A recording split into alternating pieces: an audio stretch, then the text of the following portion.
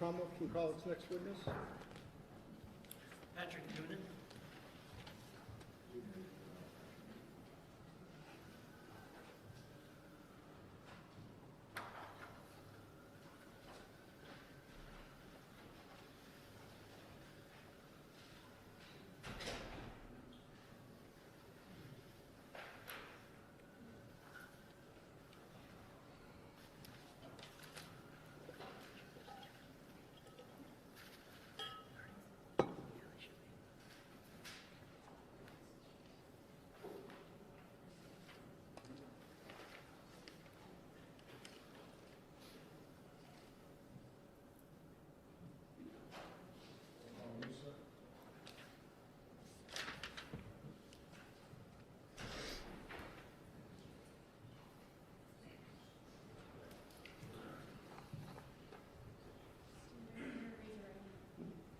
Could you raise your right hand? Do you solemnly swear that the testimony you're about to give in this cause now hearing shall be the truth, the whole truth, and nothing but the truth, so help you God? I do. Thank you. You may have a seat and put yourself right up to the mic. How are you doing this afternoon? I'm doing all right. How about yourself? Excellent. Thank you. You may proceed.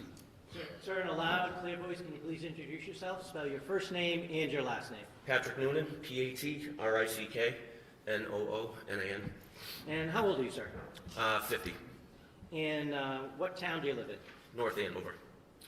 Where were you born? Rochester, New York. How long did you stay there? Until I was about 4 years old. And where did you move to? North Andover.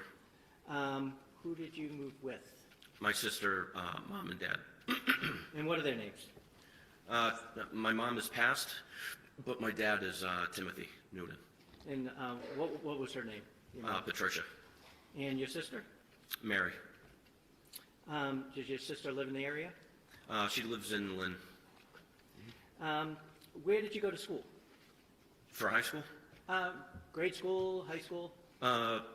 The North Andover Public School systems, and then for high school I went to St. John's Prep. And did you play any sports there? Hockey and lacrosse?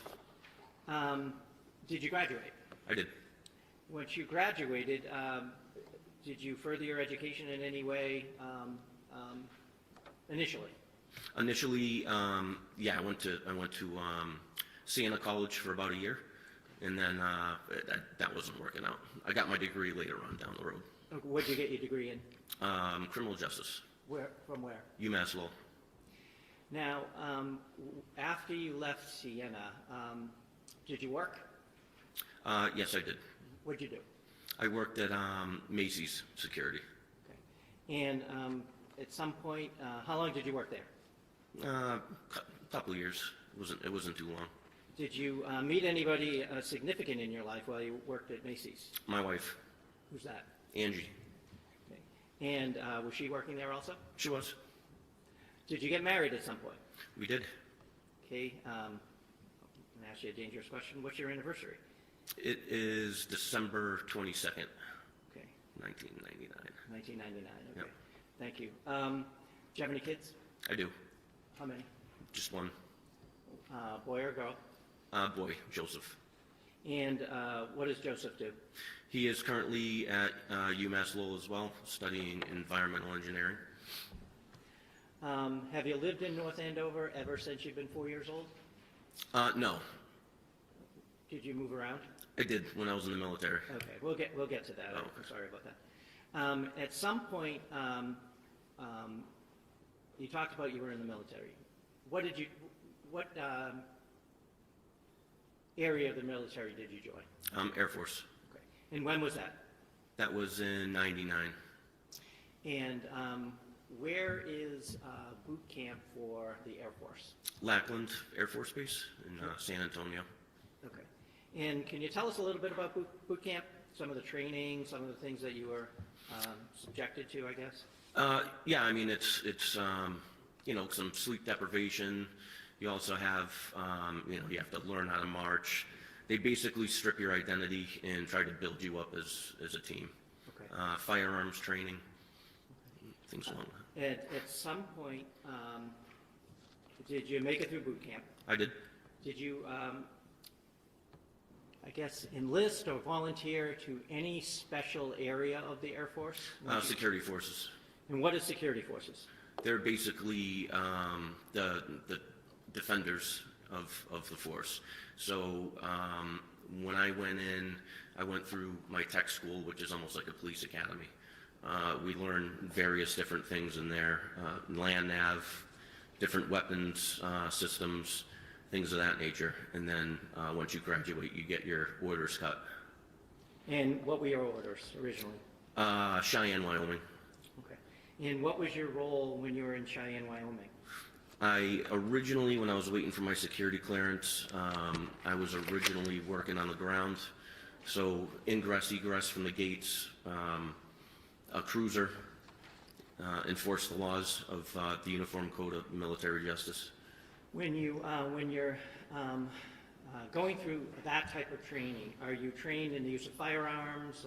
Yes. Any different, all different types? Yes. Any other types of weapons, Yes. such as? The 60, which is a fully automatic machine gun. The SAW, which is pretty much the same, only it's a little lighter. The 203, which is an M16 with a grenade launcher attached to it. M16 and also your sidearm. Eventually, did you get your security clearance? I did. Okay, and was your assignment different when you got that? Yes, they moved me over to like a camper team. So whenever a facility goes down, you go with a 4-man team to protect the site. Okay. What kind of sites are we talking about? Missile sites. Okay. Nuclear missile sites? Yes. And are they in one state, more than one state? Tri-state. And what tri-state area was that? That would be Wyoming, Nebraska, and Wyoming, Nebraska, Colorado. And was that your range, or? Yes. And at some point, well, can you tell us a little bit about the training you got? Was there any specific training for that job? It was basically like on-job training. Okay. We're already trained up, so you get your orders, you get your assignment, and you link up with your 4-man team. Okay. At some point, did you move on from what you had described as a camper team Yes. to where? Fire team. And what is a fire team? Fire team consists of 4 people. Each person carries a different weapon, from the machine guns to the 203, so on and so forth. Our primary responsibilities were if any alarms were tripped on any of the missile sites, we respond. Okay. And so you're heavily armed. Mm-hmm. Is, when you say you respond, is that on the ground? Yes, it's on a Humvee, yep. Okay. Did you, at some point, move from a camper team to something else? Yeah, to the fire team, and then from the fire team, I went to the 37th Helicopter Unit. Okay, so the helicopter unit. The 37th what? Helicopter Unit. So how was your role different in the helicopter unit than it was on the camper team or the fire team? We're still a 4-man fire team, but our primary mission there was to have overwatch whenever we're transporting nukes to or from base. And we basically radio down to the U.S. Marshal if we see a potential threat up ahead. When did you leave the service? 2003. And when you left the service, did you go to work anywhere else? Seabrook Nuclear Power Plant In what capacity? as an armed guard. And any specific training of that, or did you rely on your military training for that? There was also additional training for that. I think it was like 22 weeks or 12 weeks. And what kind of trainings were that? Just basic knowledge about nuclear energy, where to go in the plant, where not to go, different hazards to look out for, firearms training, and general knowledge of the whole plant itself. At some point, did you decide to move on from Seabrook? I did. And what was your plan at that point? The North Andover Police Department, I got on as a full-time reserve. And how long were you a full-time reserve? For 1 year. And then did you become a full-time police officer? I did. Went to the academy in 2006. At some point during your tenure at the North Andover Police Department, did you have additional responsibilities? Yes. What were those? Areas of responsibility, different sectors you're assigned to, respond to calls of service, 911, medical, effect arrest when necessary, enforce motor vehicle law. Okay. What is RRT? That's the regional response team. And what is that? They're a part of NEMLEC, and the RRT team primarily, they deal with big crowds, riots, crowd control when it comes to, let's say, big games. If we win championships, just extra security, and also kind of like a search and rescue. If people go missing somewhere, they'll deploy the RRT to try to find them. Were you part of that team? I was. For how long? I would say about a year. And NEMLEC, that's NEMLEC, correct? Yes. Northeast Massachusetts Law Enforcement Council? That's correct. Okay. Did you apply for a different role with NEMLEC I at some did. point? And what was that? SWAT team. And what's the difference between the RTT, the Regional Response Team, and the SWAT team? The SWAT team primarily is special weapons and tactics. So we get trained up on different weapons, different uses of less lethal. We execute warrants, knock and no knock, for drugs and guns. If there is a hostage situation, I mean the whole gamut. Anything dangerous is what SWAT usually goes in for. And so was this a team you had to apply for? Tryout. Tryout? Mhm. Okay.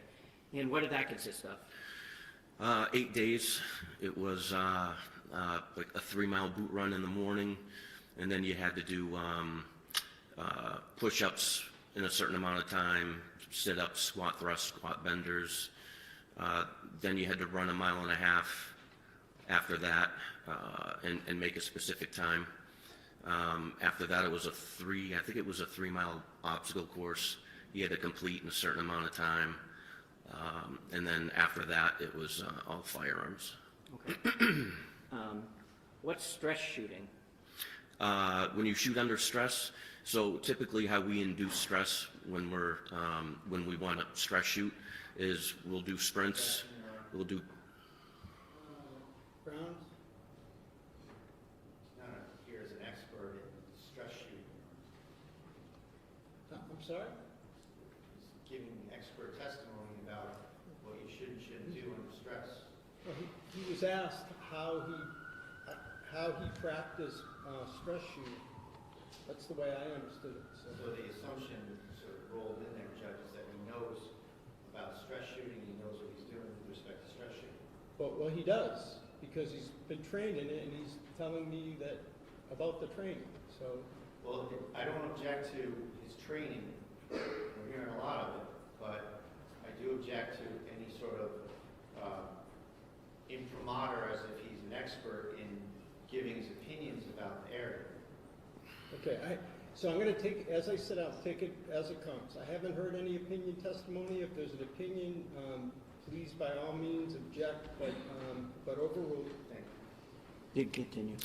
So to induce stress, when we go up to the range, we'll do a series of sprints, burpees, push-ups, sit-ups, and then we go right online. That's for the intent of raising your heartbeat to a very high level and being able to shoot on target. And when you say online, what do you mean? Right in front of your targets. Okay. That's what I mean. Right. What's SWAT school? That consisted of a full week, and I went to Worcester, and it was put on, hosted by LAPD SWAT.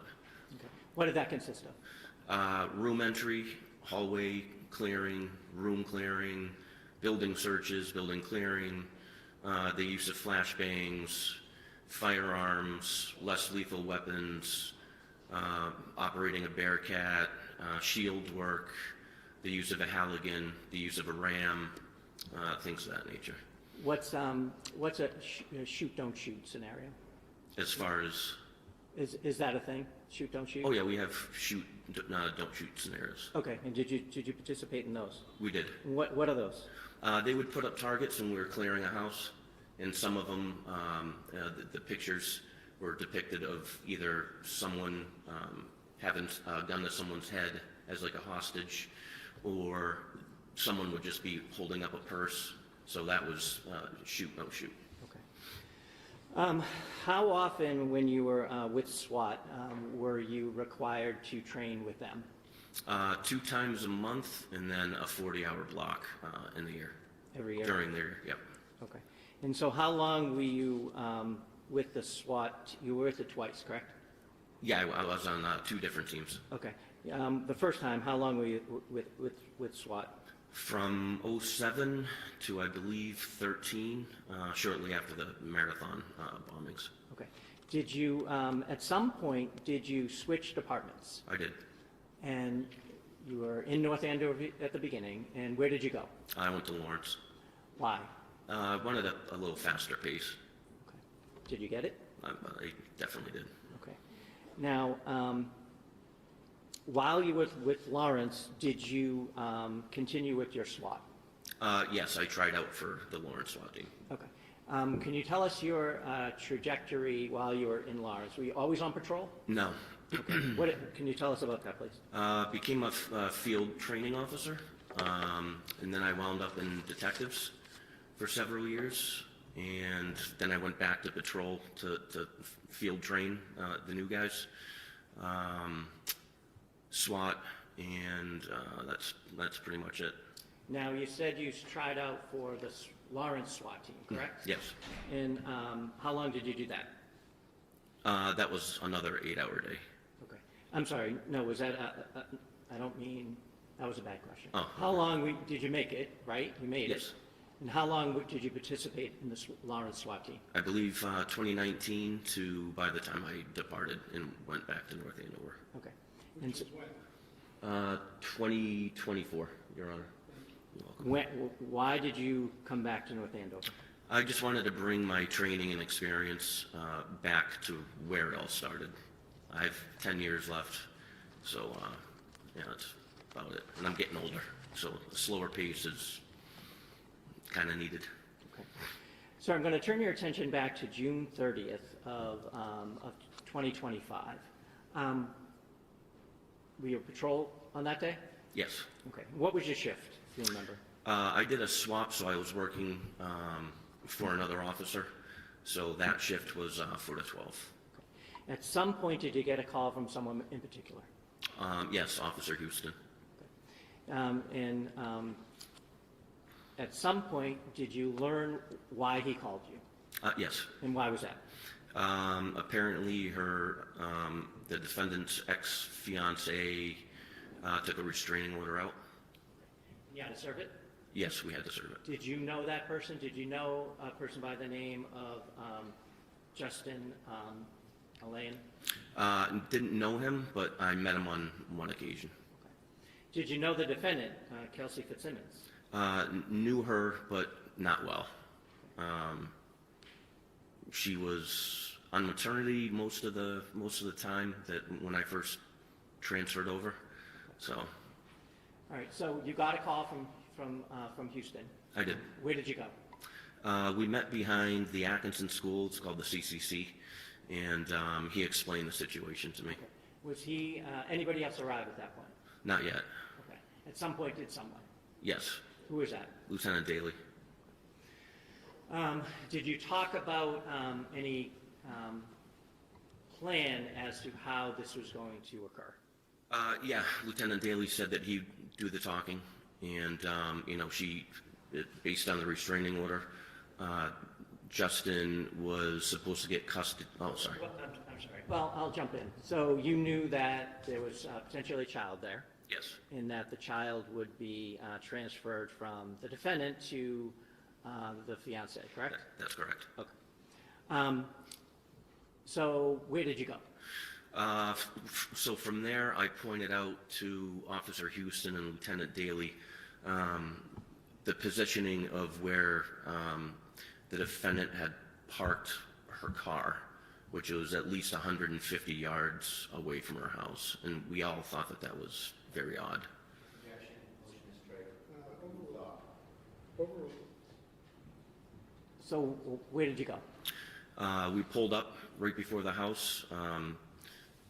The foliage was pretty overgrown, so we left our cars there, got out, and walked up to the front door. Okay.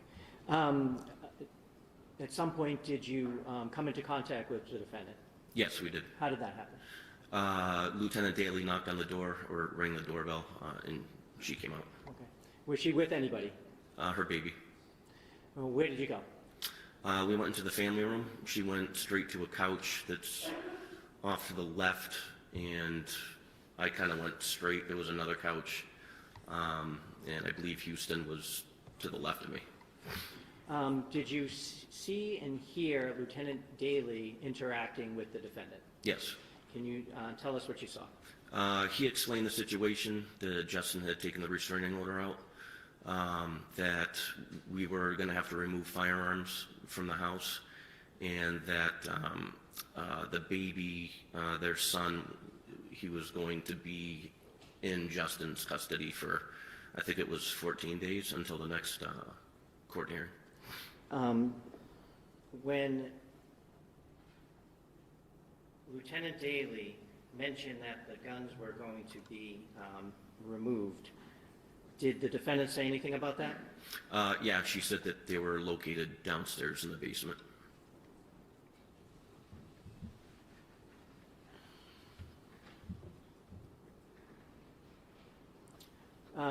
What happened after that?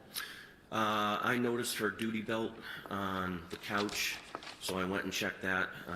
There was no firearm in there, and I observed like a gun case on a mantle.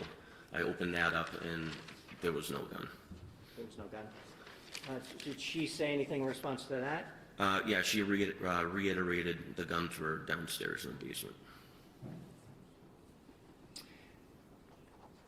What happened next? She went to gather some belongings for their son, and she came up and handed me the baby. He was screaming. I was trying to calm him down. I believe she gave me his bottle, and I was trying to feed him, but I'm thinking it can't be too comfortable. I wear an outer carrier vest, and I have all my equipment in the front, so it was kind of hard to cradle him. Did you eventually hand the baby off to someone else? I did. I believe Lieutenant Daly. Now, do you typically wear gloves when you're on duty? I do. Were you wearing gloves that day? Yes, briefly for maybe like 10 minutes. Okay. Did you take them off once you were in the house? I did. Now, did Miss Fitzsimmons leave the room at all? While I was with the baby, yes. Lieutenant Daly and Officer Houston escorted her around. I think it may have been a kitchen area. I never went back there, so I just basically stayed in the family room with their son. Okay. Did, on a typical restraining order service, would you let a person who is the subject of the restraining order walk around the house unattended? No. Okay. At some point, did they come back? Yes. Okay. What happened after that? I handed the baby off. I was standing in front of her stairs, and she had stated that she had clothes upstairs for the baby, so I handed the baby off. And so did someone go upstairs? Myself and Officer Houston. Okay. Where did you go? Right at the top of the stairs, it's like it's a very small hallway. Right to the left is the baby's room. Right to the right is the main bedroom. Okay, and so where did she go first? To the left, to the baby's room. And what did you observe? I observed a crib. The back wall had bookshelves of sort, and there were just clothes on the ground. Did you enter the room or did you stay on the outside? I entered the room there. Okay. What did you see the defendant doing, if anything? She was wrapping up baby clothes, and she put him in a car seat. And then while she was doing that, I heard an older lady come in and start to yell at Lieutenant Daly. Okay. Did that create any reaction from the defendant at all? No. I asked her who that was downstairs, and she looked up and said she had no idea. What happened next? She handed me the baby seat and asked me to take it downstairs, and I told her no. Okay, what did you do with it? I put it on the ground. I said, we'll deal with that later. What happened next? She started packing a lot of books, and it's almost like this round basket with two handles. And I explained to her that her son's 4 months old, no need for all the books. You know, you're going to see him in 2 weeks, so. What did she do with the books? She handed me the basket and asked me to go downstairs, bring it downstairs. And what did you do? I told her we would deal with it later, and I put it down on the ground.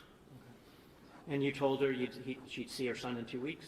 Yeah, roughly. I said your next court date is on the 14th.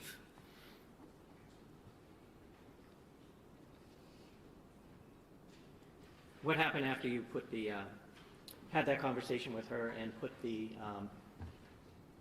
book carrier down? At that point, Officer Houston had gone downstairs because of the commotion.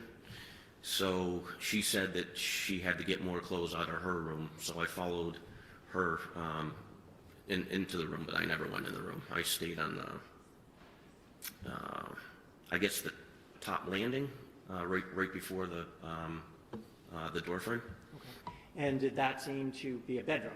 Yes. Okay, so if you walk up the stairs, you had been in the room on the left, correct? Yes. Now she went across to the room on the right? Yes. Okay. You said you didn't go into the room yourself. No. Were you able to see her? Yeah, she was 3 feet in front of me. Okay, and what was she doing? She was wrapping up clothes, and she had paused, and she said something to the effect that these are dirty. And I said, listen, wherever the baby's going, I'm sure there's a washer and dryer. Out-of-court statements, motion to start. Overruled.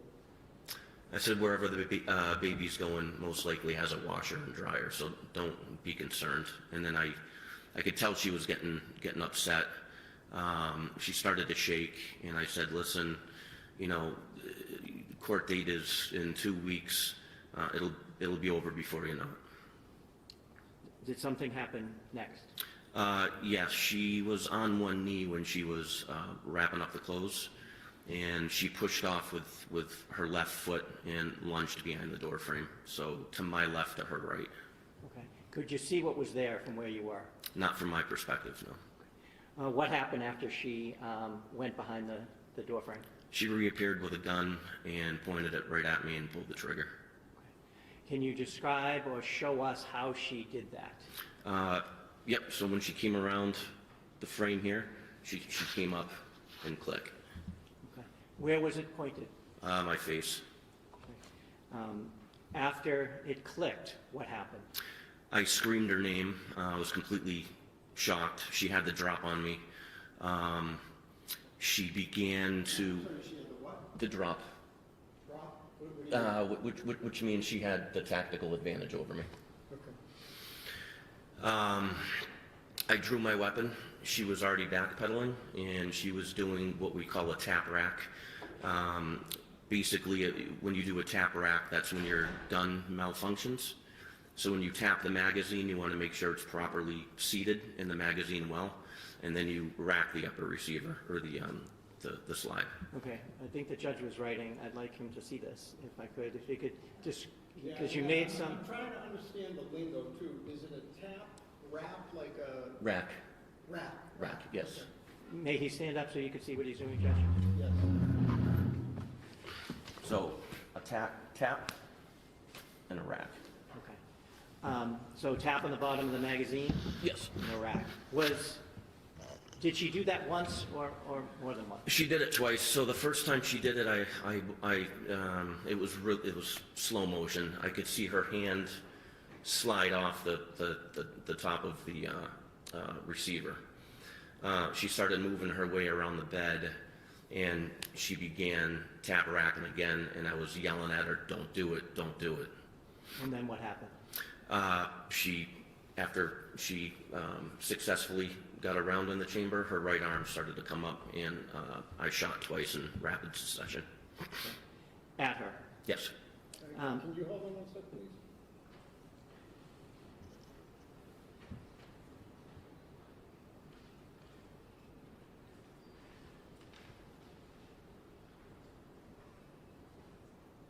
Yeah, I'll set that.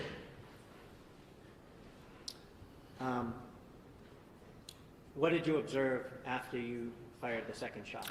I saw her flinch. The gun went down, so I stopped shooting.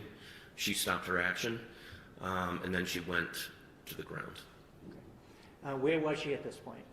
On the opposite side of the bed, in between the wall and the bed. What did you do next? I covered down on her. And what does that mean? I kept my gun on her or in the area where she was, because I couldn't really see all of her at that point. What part of her could you see? I think her legs, maybe. I don't really remember. Okay. Did someone else appear at that time? Lieutenant Daly. Okay. And what did you see him do, if anything? He came up, said, "Where's the gun?" I said, "She still has it. I'll cover you." And so what happened? We walked around the bed. I stayed lethal force on her. He rolled her and saw the gun. Okay. Did you see the gun? I did too, yeah. What happened with the gun? He put it on the bed, and she was still conscious, alert, moving. I grabbed the gun. I moved it to the other side of the room. Okay. What did you do next? We immediately started first aid. Okay. How so? Putting pressure on the wound. We wanted to see if there was an exit wound, which there was. So we were trying to stop the bleeding. Officer Houston came running upstairs with a med kit. Lieutenant Daly started to wrap the wounds in gauze.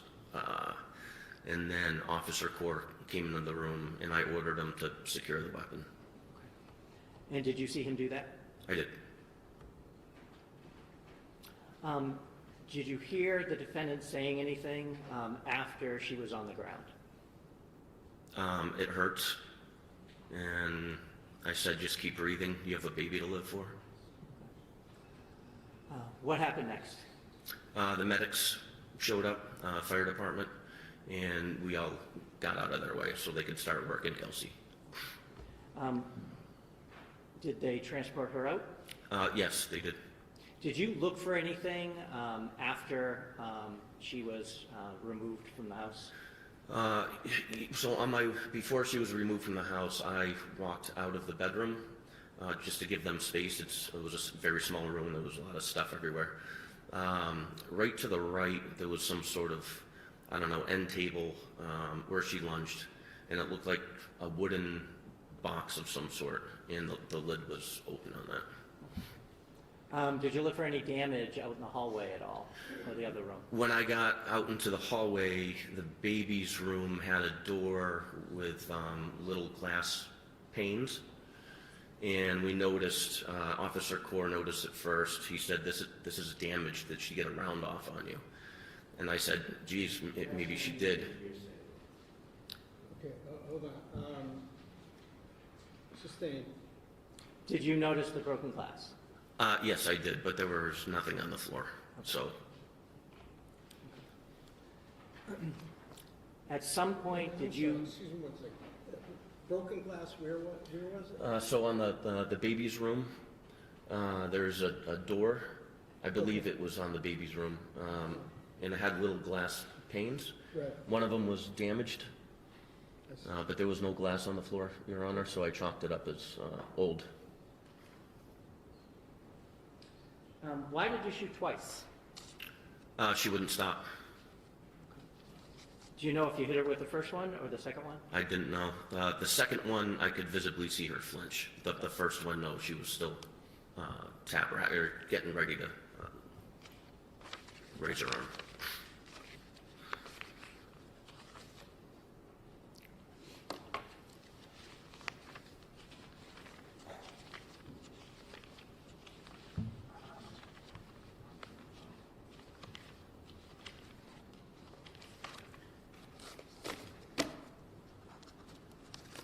Now, sir, I'm going to show you a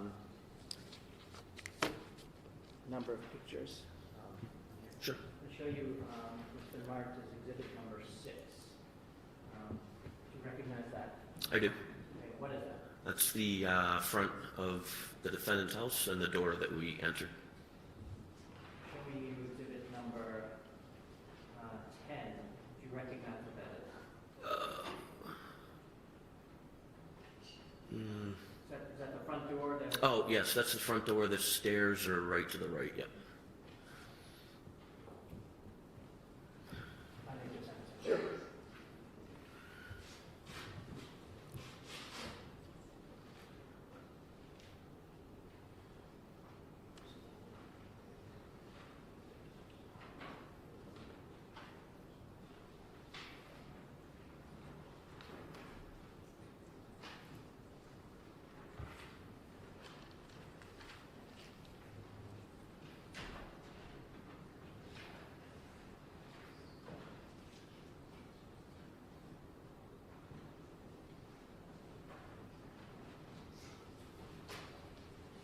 Show you what's been marked as exhibit number 36.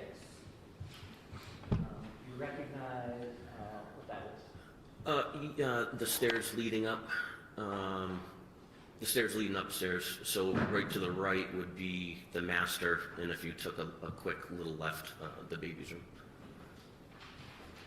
I'm going to show you what's been marked as exhibit number 39. Is that the baby's room that you were talking about? Yes.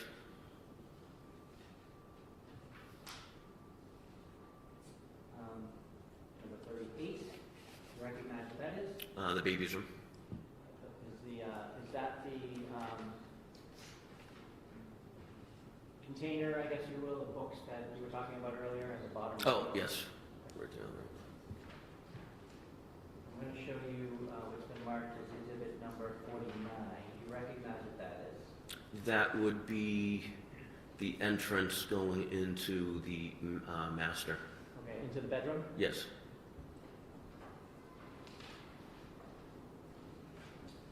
Let me show you what's been marked as exhibit number 51. Do you recognize what's in that photo?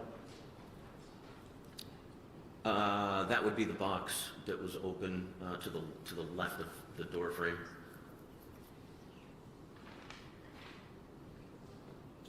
Number 50. Do you recognize what that is? Yes. Where were you, in relation to this picture? Where were you when you first observed Miss Fitzsimmons pull out the gun and aim it at your face? Right before the door frame. Okay, so you backed up a little? Yep. Probably right, whoever took that picture, probably right there. And where were you in relation to the door frame when you shot your weapon? I used part of the door frame as some sort of cover, and I was leaning up against it with both my hands. So my gun and my wrists would have been in the room. I'll show you what's been marked as exhibit number. Mr. Cooper, just give me one more.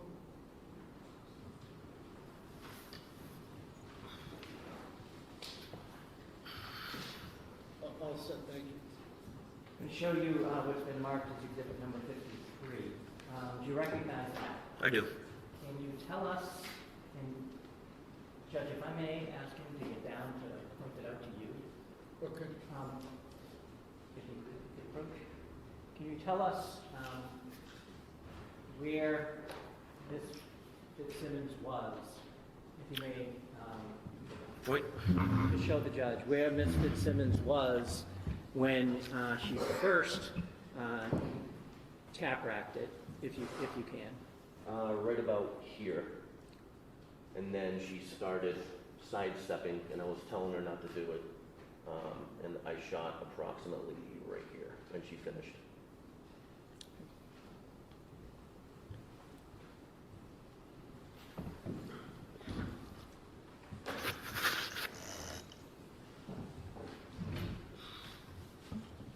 I have nothing else. Thank you. All right, so, makes sense to stop for the day at this